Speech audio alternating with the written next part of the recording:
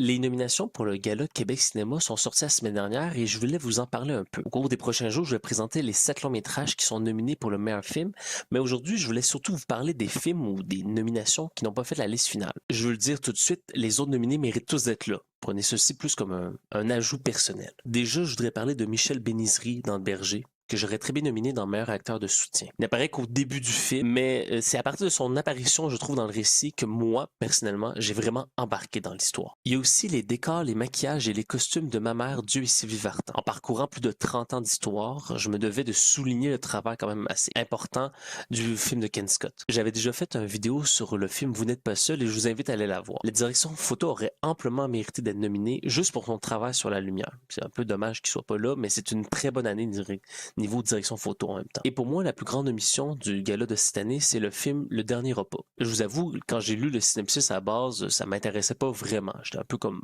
bof.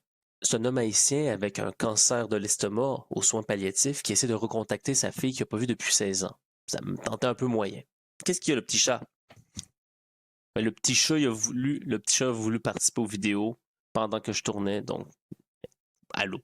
Si je vous dis que ce résumé-là, c'est environ 5% du film, qu'environ 25% c'est Chef Table comme dans Netflix, et qu'il y a 70% qui ressemble beaucoup à Incendie. Déjà, je pense que ça vous intéresse un peu plus. On parle beaucoup des emprisonnements politiques sous Duvalier en Haïti, et aussi de l'importance culturelle de la cuisine culinaire aussi de ce pays-là. Le film aurait dû avoir beaucoup plus de nominations, surtout pour les rôles secondaires de Jean-Jean et de Mireille Métellus, que je trouvais incroyable dans le film. Je vous conseille d'aller voir ce film-là. Donc, on se retrouve pour les prochaines vidéos où je vous parlerai des autres films nominés au gala.